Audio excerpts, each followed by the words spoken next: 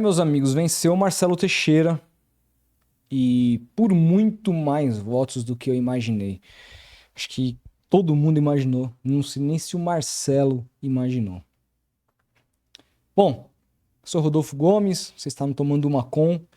Eu tô aqui hoje para falar um pouquinho das eleições do Santos que acabaram de acontecer. Marcelo Teixeira, que deu entrevista, tá dando entrevista, depois eu vou ler ou assistir, se estiver disponível, o que ele disse. Mas já vi que ele falou que a camisa 10 não vai jogar na Série B. Eu já brinquei com outros amigos, se eu fosse presidente do Santos, eu determinaria não só isso, mas que nenhum gol durante toda a competição pudesse ser comemorado. Nenhum. Nada. Nenhuma comemoração. Pega a bola e volta pro campo. Porque da primeira à 30ª rodada é uma vergonha o lugar que esses jogadores colocaram o Santos, independentemente de quem sejam os jogadores que tirem, eles têm que ter a consciência de que o lugar do Santos não é esse e que é um ano vergonhoso para o Santos 2024. Então nenhum gol nessa competição deveria ser comemorado. Eu, se fosse presidente, assim que agiria, por respeito à instituição. Mas isso é papo para outra história. Eu tô aqui para falar sobre o fato de... Deixa eu desligar aqui meu celular, o toque. Tô aqui para falar um pouquinho sobre o fato do Marcelo ter vencido mais uma vez. E aí, para mim, venceu o medo. E por que eu falo isso? Eu mesmo, que sempre fui um anti-Marcelo Teixeira, por tudo que a gente assistiu naquela década que ele comandou o clube. Vamos lembrar, gente, 2002, que ele se vangloria tanto, acontece depois dele tirar dinheiro do Santos por investir em tantos jogadores caros, rodados e não dar resultado nenhum. Lembrar de alguns, Edmundo em 2000, Dodô, Viola 2001, Marcelinho Carioca, Rincon. Ótimos jogadores, mas que não deram resultado nenhum. Marcelo perdeu dinheiro, então entregou um time em 2002 horroroso, cujo técnico que começou o ano foi o Celso Roth, que foi eliminado de maneira trágica na Copa Rio-São Paulo, vergonhosa, ficando 3, 4 meses sem jogar. E aí a mágica aconteceu com aquela base que não era de responsabilidade do Marcelo, não foi deixada pelo Marcelo, e aconteceu uma das histórias mais lindas do futebol mundial, que é aquele título de 2002, dia 15 de dezembro de 2002, foi o dia mais feliz da minha vida. E aí, assim, eu tenho que admitir que daí em diante o trabalho dele melhora muito, porque ele tem um trabalho de manutenção desses jogadores.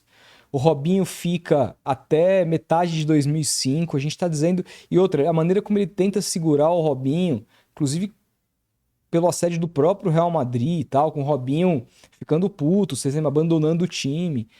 Ele não perdeu nenhum jogador porque ele quis. Os jogadores que conseguiram propostas, a multa e tudo mais. Então, ele tentou manter ao máximo que ele conseguiu e a venda desses jogadores ele reverteu também em infraestrutura. O Santos, no período dele, teve... O CT Pelé era um dos principais CTs do Brasil.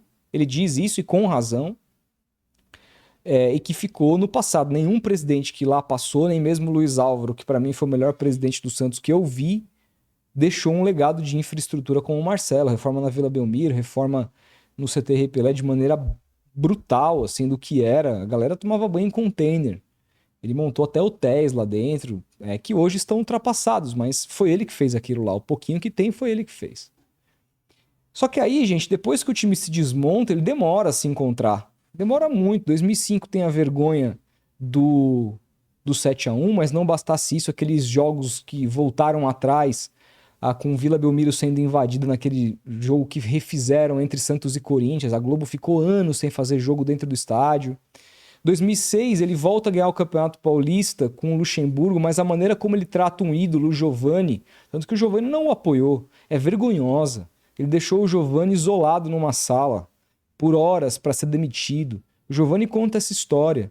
Maltratou um grandíssimo ídolo do Santos em 2006, o senhor Marcelo Teixeira, porque o Luxemburgo não quis. Voltou, trouxe o Zé Roberto depois da Copa do Mundo. Naquele ano, não chegou a fazer muita frente no Brasileirão, mas 2007, além de ter sido bicampeão paulista, foi, se eu não me engano, vice-campeão brasileiro. E aí, 2008, o time quase caiu novamente. 2009 também, assim, e outra sucessão de técnicos ruins. e deixou um time endividado em 2010. Não bastasse isso, gente, ele mexeu no estatuto várias vezes para poder se reeleger, claro, com apoio do conselho, nenhum presidente faz isso sozinho, mas tentou se reeleger ininterruptamente, ele se achava dono do clube. E quando ele perde para o Luiz Álvaro, para ele é um grande baque, tanto que ele demora mais de uma década para voltar. E a verdade é que, assim, eu acho que o Marcelo teve pontos positivos, pontos negativos, mas enxergo que a maneira como o Marcelo pensa futebol, pensa um clube de futebol, é ultrapassada. É uma maneira antiga. Significa que não vai dar certo? Não, porque há vários presidentes também ultrapassados e que entendem um pouco mais de futebol. Não há comparação do que o Marcelo entende com relação ao Rueda. Então, nesse sentido, essa comparação não tem.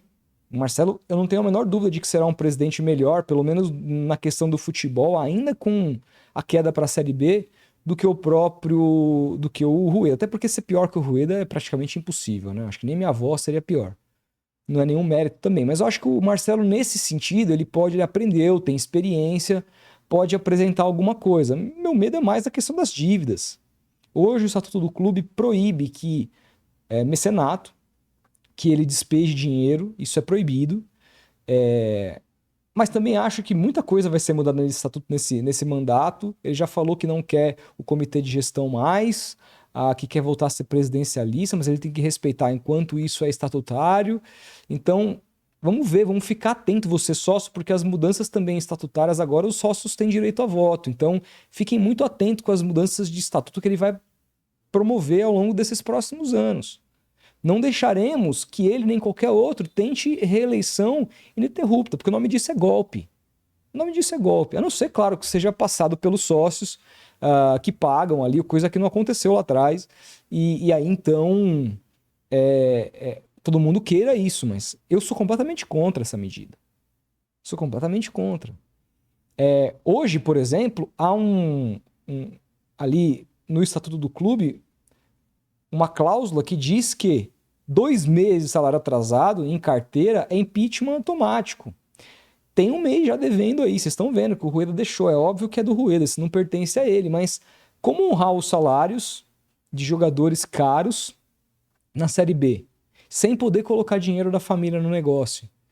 Então, se ele respeitar o estatuto direitinho, ele vai ter que remontar completamente o clube, vai ter que renegociar tudo, vai ter que ser muito malaco para fazer um elenco bom, interessante e conseguir pagar em dia.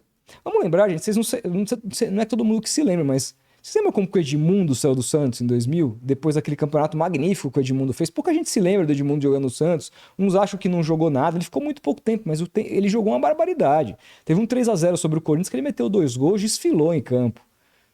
Ele jogou muito. O Santos tentou ali naquela Copa João Avelange, contratou o Parreira na reta final, tentou uma reabilitação, se eu não me engano, precisava de 6 vitórias, conseguiu 5. Empatou, perdeu pro Guarani num jogo e ficou fora do mata-mata. E, pô, chegou no final da temporada, o Edmundo simplesmente deu uma entrevista dizendo que não ganhava, não recebia salário há não sei quanto tempo.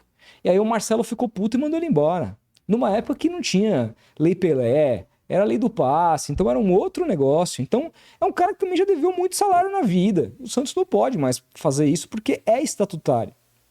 É estatutário. Então, tanto que o próprio Rueda usou dinheiro do bolso para pagar salário, porque senão ele poderia ficar aberto para um impeachment. E ele mesmo que brigou por essa causa. Engraçado, né? Então, assim, muita coisa mudou do clube que o Marcelo assumiu para o clube que ele vai assumir agora. Eu cheguei a pensar em votar no Marcelo, fiz um vídeo aqui dizendo que tinha mudado meu voto pro Maruca, que acabou ficando em segundo, mas eu não esperava tamanha vantagem. Quando saíram ali as apurações das urnas, as 10 urnas do presidencial, nada para mim, embora a vantagem tenha sido absurda, mais de 1.000 votos do primeiro para o segundo colocado, eu fiquei um pouco apreensivo porque ali você não via, embora o Marinho tenha ganhado no presidencial, ali você não via o destaque de ninguém que não fosse, que pudesse de repente fazer alguma frente. O próprio Maruca, que ficou em segundo no geral, ele é último na principal, na presencial, perdão. Então, ali eu já fiquei preocupado e achando que, pro Marcelo ir mal, ele teria que não ser eleito, ele teria que derreter demais. E não foi isso que aconteceu, não só não foi isso que aconteceu, como ele teve 48, se eu não me engano, por cento dos votos no online. Ele teve mais de 60% dos votos, aí, mais ou menos 60% dos votos. Isso significa que eu estava errado. Que se a eleição tivesse 2 turnos, ele se elegeria no primeiro turno, tranquilamente. Foi uma massacrante maioria. E por que eu vejo isso? É óbvio que eu não tô na cabeça do sócio, etc e tal, mas é aquilo, cara. Com o Marcelo a gente sofreu, já teve glória, já foi campeão. E, meu, não vejo nenhum cara aí que me agradou demais, tem um ou outro e tal, mas ninguém despontou nessas eleições, a verdade é essa. Eu tinha ali por conhecer muito o Diogo Couto, porque ele, pela equipe do Maruca, né, eu expliquei isso aqui, queria muito essa gente trabalhando no Santos. Acho muito difícil que essa gente trabalhe com o Marcelo Teixeira, tá? Acho muito difícil, praticamente impossível. Mas eu queria, né, ele, mas eu não conhecia o Maruca antes. Então ele tem que brigar por capital político, de repente ir para as próximas eleições, a depender do que vai acontecer, né? O próprio Rueda perdeu para o Pérez para poder se eleger depois. Então as coisas vão acontecendo. O Maruca era um rosto novo e ele teve uma votação expressiva no online, já para sua primeira participação. Vamos lembrar que Agostinho e Marino, que ficaram atrás dele, já eram rostos conhecidos. Então, a votação online para o Maruca, na minha visão, foi muito expressiva, mas ainda muito aquém do Marcelo, que foi ali o voto de segurança. Foi aquela coisa, sabe? Vamos escolher o Carilha aqui, porque a gente não é campeão nem cai. Entendeu? Meio que assim, tipo um técnico que não vai fazer a gente sorrir de novo, mas também não vai fazer a gente chorar tanto. Foi meio que isso, e eu entendo, sabe? Agora, também, independentemente de qualquer coisa, eu já falei tudo que eu tinha pra falar a respeito de quem que eu ia votar, de quem que eu não ia votar. Agora eu acho que tem que estar todo mundo junto no mesmo barco, independentemente de quem foi. Só tem um nome aí que aí ia ser difícil torcer, porque trata-se de um criminoso, mas de resto, na boa, assim, é todo mundo se abraçar no pior momento da história do clube e, sabe, ir em frente, seguir adiante. Experiência ele tem. Vamos ver agora o que ele vai fazer em termos de montagem de elenco.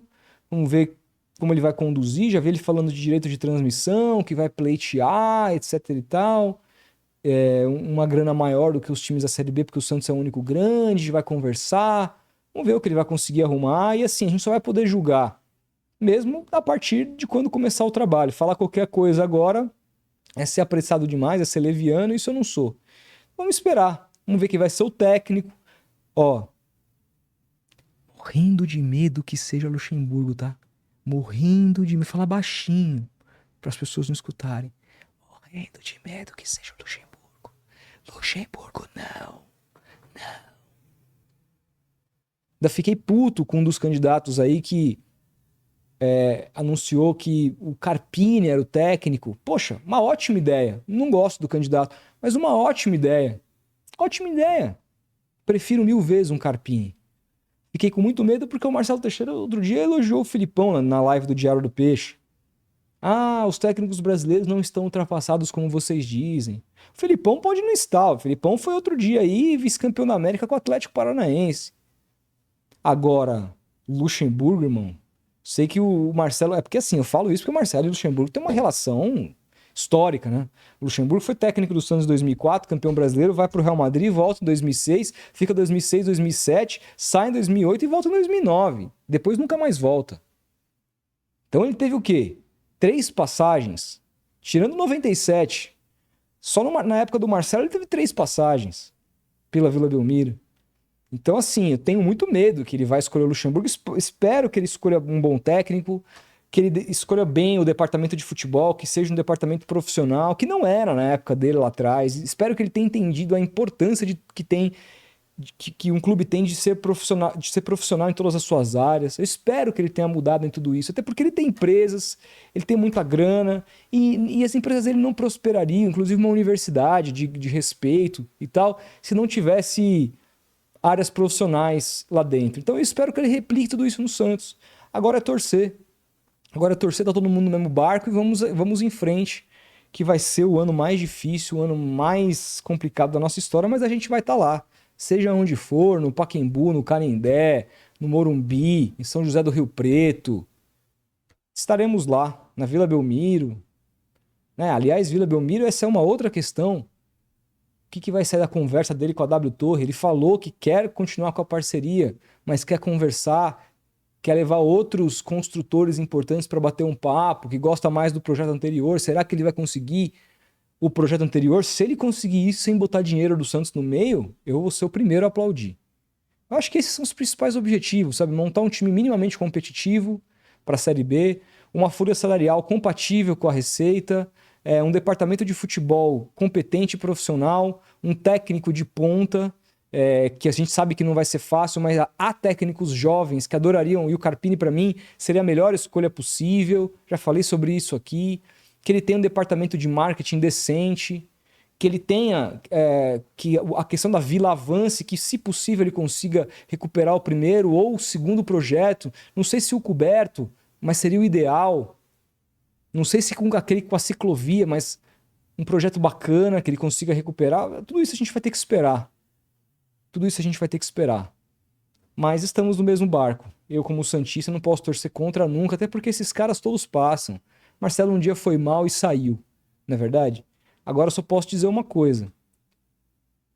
É um presente que o Rueda nos deixa, porque a gestão do Rueda foi tão trágica que nos trouxe de volta um cara que a gente achou que tinha ficado no passado. E com um apoio maciço. Porque é assim. É assim mesmo. Assim que as coisas funcionam.